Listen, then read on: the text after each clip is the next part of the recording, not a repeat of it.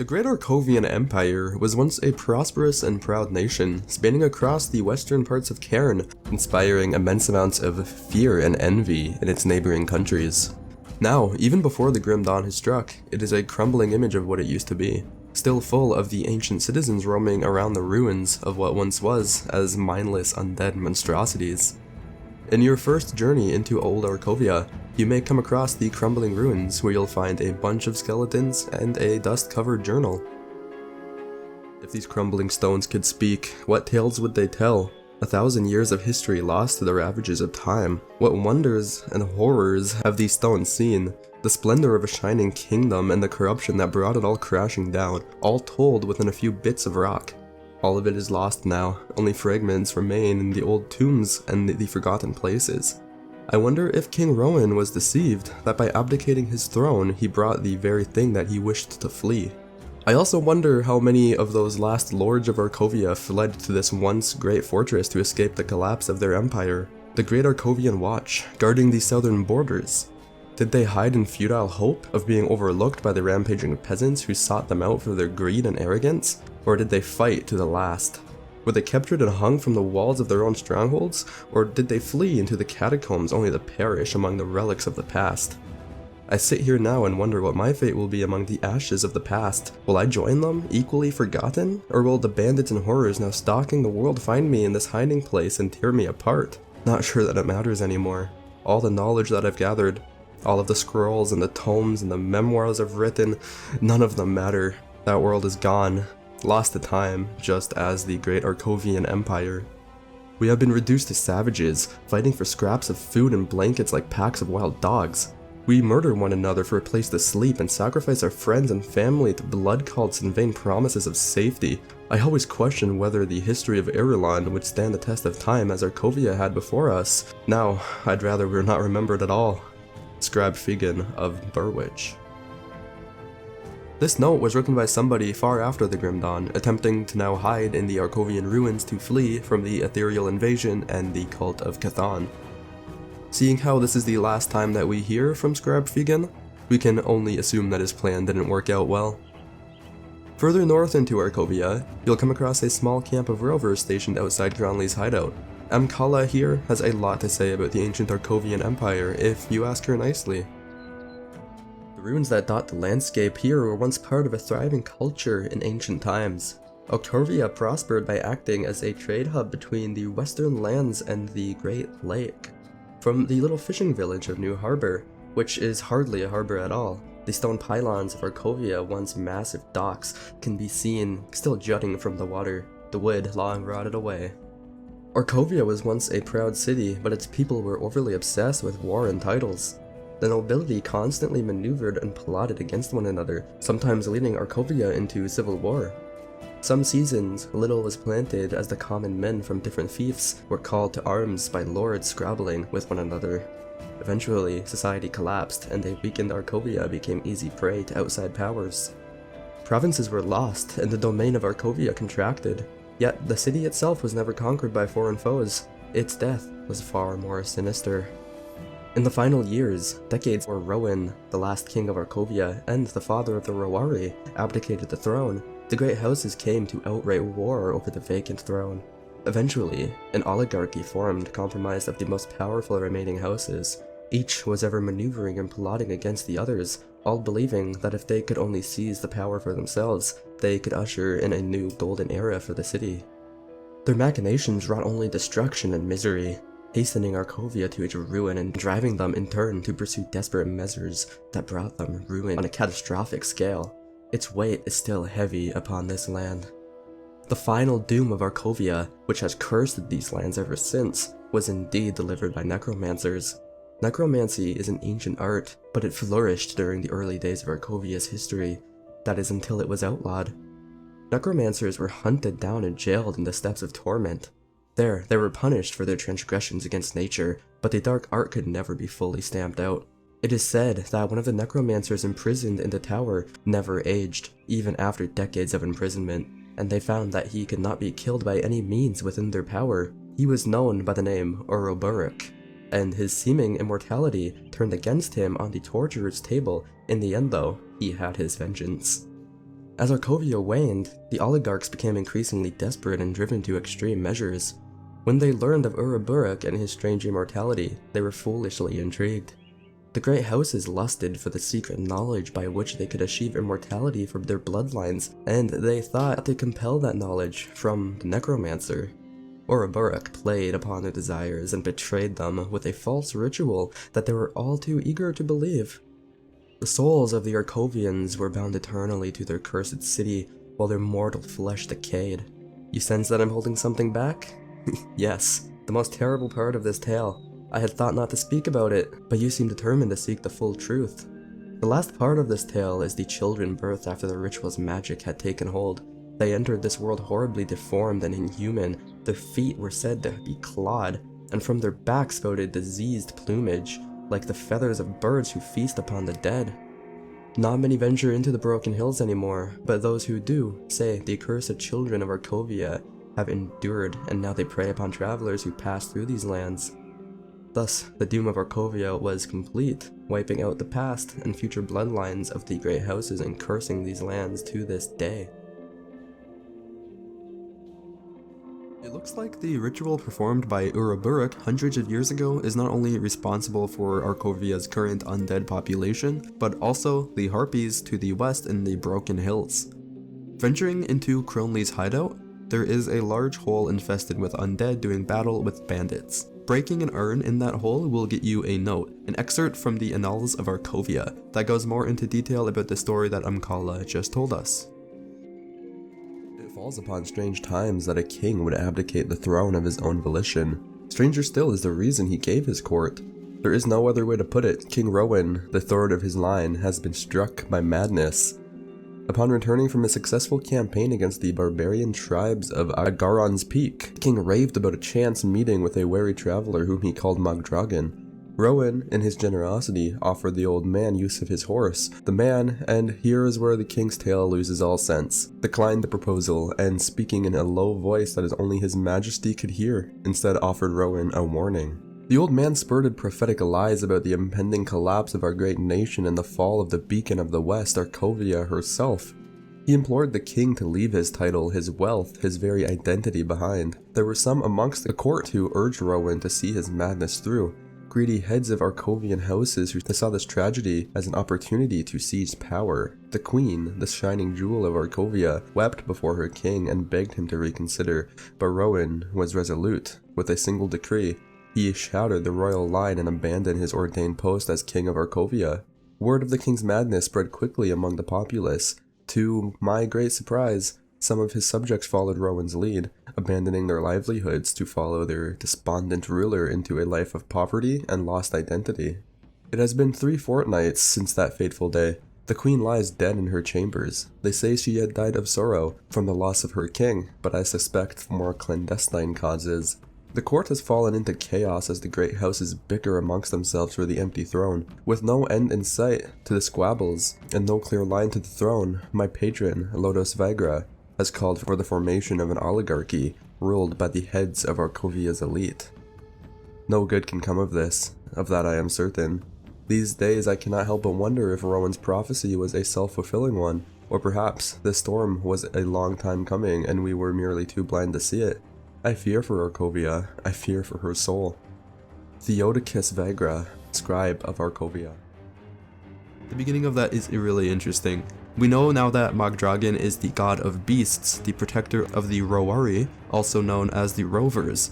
He made a pact with King Rowan and his followers for all wild beasts to be passive towards them as long as they commit to a life without violence. He warned the king about something, most likely a political scheme against him, that would plunge the kingdom into chaos. Further into the ruins of Old Arkovia, you'll come across Balvuruk, and their ghost companion who needs your help. Greetings. You do not know me, but I have heard of you. I am Balvuruk, of the Order of the Death's Vigil. Your exploits lead me to believe that you may just be who I need for my assignment. The spirit? Does Calderos frighten you? Yes, I am of the Order. I would have hoped that a pariah such as yourself would be more understanding of the prejudice of people of my practice are faced with. Now, will you listen to my proposition, or will you continue to stare into the deathless eyes of my companion? Yes, I am here to purge this land of several malevolent spirits. Their tainted presence has corrupted Arkovia long enough. However, my masters have underestimated the degree to which these ancient oligarchs have surrounded themselves with their former subjects. The Arkovian Undercity is swarming with the dead. I admit, far more than I could handle without the aid of my brothers. But you are quickly proving to be a force of reckoning this world has never seen. Travel down into the Undercity and banish the spirits of No More Dread, Lados Vagra, and Rovina Kur. When you are finished, seek out my companion, Kelderos, at the entrance to the Steps of Torment. He will guide you to your final target. Inside of the Arkovian Undercity, you'll come across the spirits of these oligarchs that you can kill just as Belveruk requested, but you'll also find forgotten passages that you can piece together once you collect 3 for a note titled Last Days of Arkovia. As I write this, the dark columns of smoke billow up from the port. Where the madness long pullulated, the restive populace has finally boiled over. A blazing merchant's galley, abandoned by its crew, freed of its moorings, plows into a group of fishing boats, wood splintering, the fire quickly spreading amongst the sails.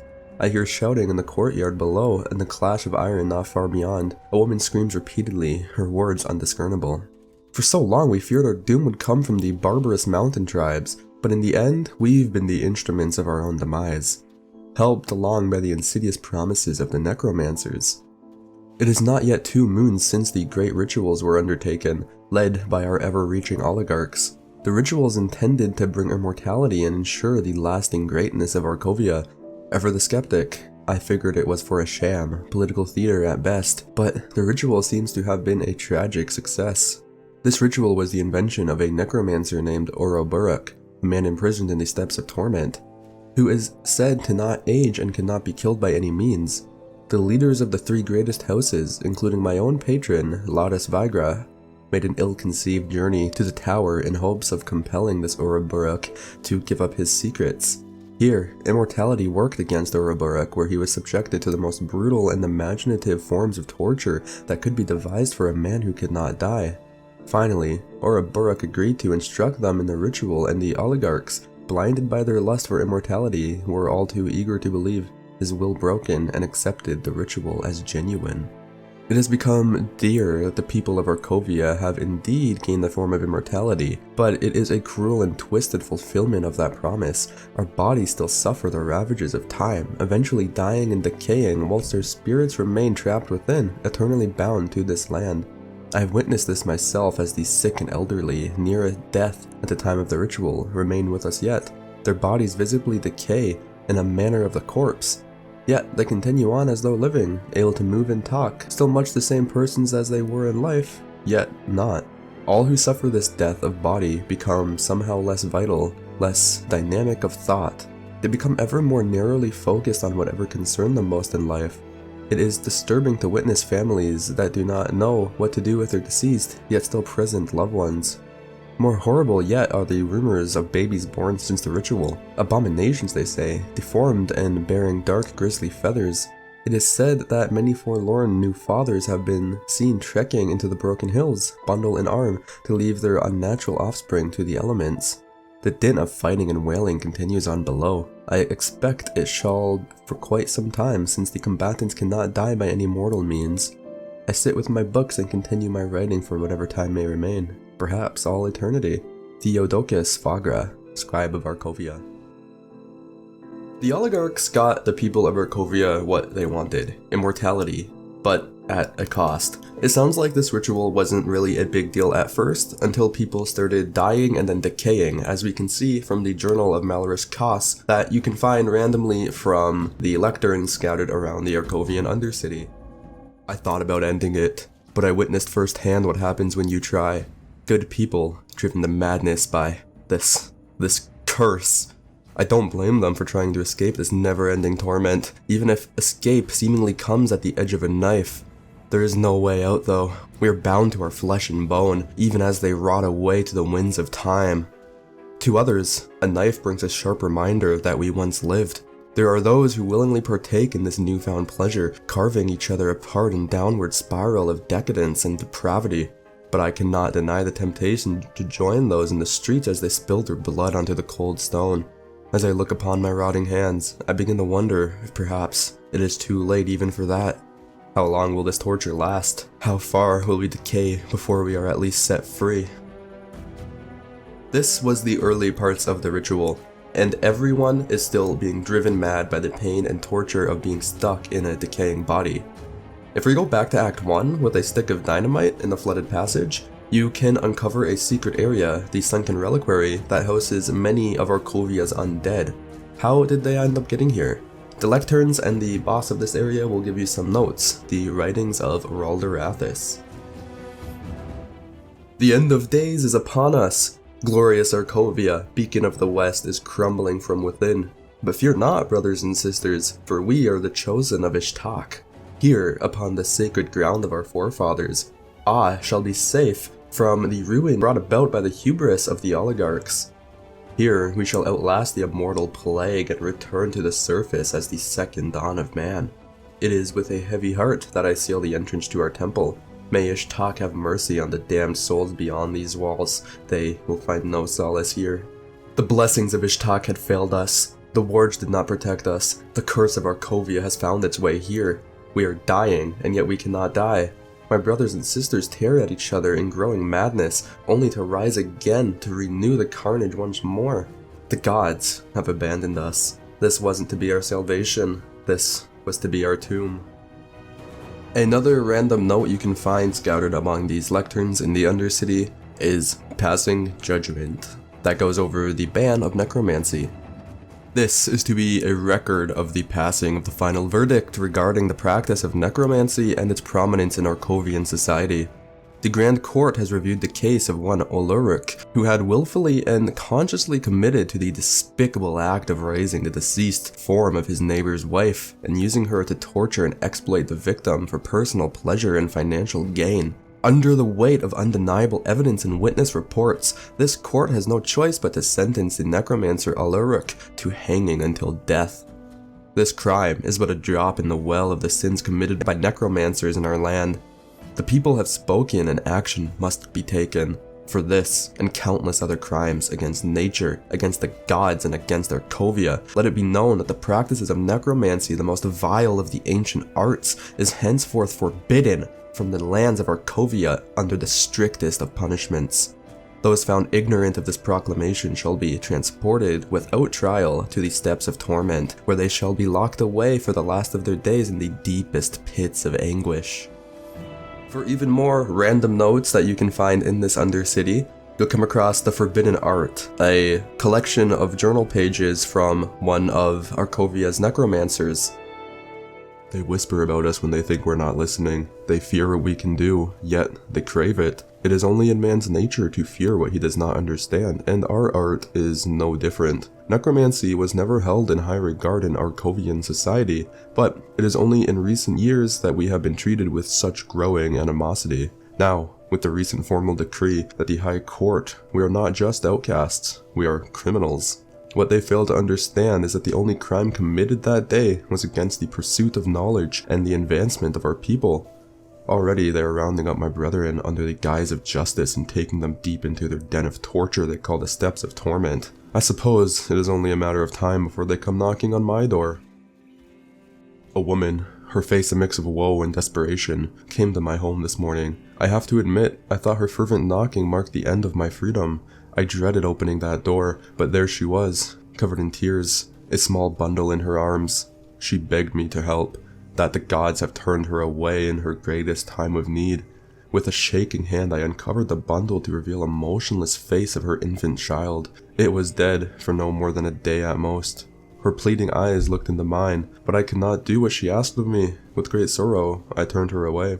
Had I done as she asked, the child would become a monster, an abomination not fit for this world. There are some things, even man, in our endless arrogance, cannot and should not interfere with. I can hear them bustling about outside. They come at last, and in great numbers. Wise. Many tales had been spun around my persona over the centuries, most of them grossly exaggerated, but they served a subtle purpose in keeping me free of abuse and interference. It appears that the stories will not keep the Arcovians away this time. I must end this entry as they will soon be upon me. I do not fear what will come next. In the end of all things, they will be ashes, and only I will remain. Uroburuk. Turns out, we've been reading the journal of Uroburuk this entire time. There's some very interesting things mentioned in here. First of all, in the final note, he mentions how he's already been around for centuries, even at this point, hundreds and hundreds of years ago. So this guy is like probably at least 500 years old. The other thing is in that second note, he mentions not wanting to help somebody because he doesn't want to turn the baby into a monster. So it looks like before he used to have compassion for humanity and a lot more standards regarding his art and what he can and can't do. It looks like hundreds of years of torture has gotten rid of a lot of his compassion, and now he's just angry and wants revenge, which is why he cursed all of the people of Arcovia to be endlessly suffering. After slaying all of the spirits of the oligarchs, just like Balverik requested, you can then go forward into the Broken Hills and find Talderos, the spirit companion, at the entrance to the Steps of Torment. You have done as we asked. I am pleased to see this. With their corrupted souls destroyed, this land will begin to heal, in time. What I must ask of you next is a far more dire challenge. The Grand Priest Zarthar Zilan was the Arcovian upon whose word all Arcovian necromancers were banished to the Steps of Torment. Even in death, he continues to gather the lost souls of Arcovia to his mad word. The time has come to scatter his flock and erase his stain upon this world for good. You must travel deep into the Steps of Torment. On the 3rd floor, you will find the priest at his desecrated altar. Purge him from this place, and I shall join you below. You have destroyed the priest. My master will be pleased. For your service, I bestow upon you this key. It is the only way to unlock the ancient places of this world. Yes, many doors were sealed long ago by ancient powers now lost. The doors before you were secured by such means. But I must warn you, the key will be destroyed once used, and the door will not remain open for long. Once inside, the only way out is past the Lord Executioner, or through death. Alkimos, he was the Arcovian charged with Uroburuk's torment. Now, he will suffer for all eternity. So you can venture deep into the Steps of Torment to find and kill Alkimos, who has a lot of very good and sought after drops. There's no more notes or anything like that here, but there is a lot of environmental storytelling with a lot of these corpses and these prisons that you'll be seeing as you go through this dungeon. And that is where our story of the Curse of Arcovia is going to have to end for now. Originally, I wanted to go further into the whole Order of Death's Vigil because that gives a lot more information on Uroburuk and his history, but this video became to be like almost 25 minutes long already, so I'm gonna cut it here and I'll go into that for a later video as like a continuation of this one. This was a lot of fun to make because I just once again kept branching out into more and more lore nodes and more dialogue that I didn't even know was in the game. And Arcovia is a lot cooler now to go through. It's a lot more than just the generic undead zone that a lot of other action RPGs would have. So thank you for watching and getting this far. Hopefully you enjoyed this. If you like stuff like this, I have a playlist of about like I think 10 videos now, made pretty long time ago. I started just to make this like once again. I tried some new formatting stuff. Let me know if you like it. Let me know if you like how the notes were, or if that was hard to read or whatever. Once again, thank you so much, and thank you to my members for supporting the channel, Mr. Fatcat, Gunnar Granzin, and Man Behind a PC.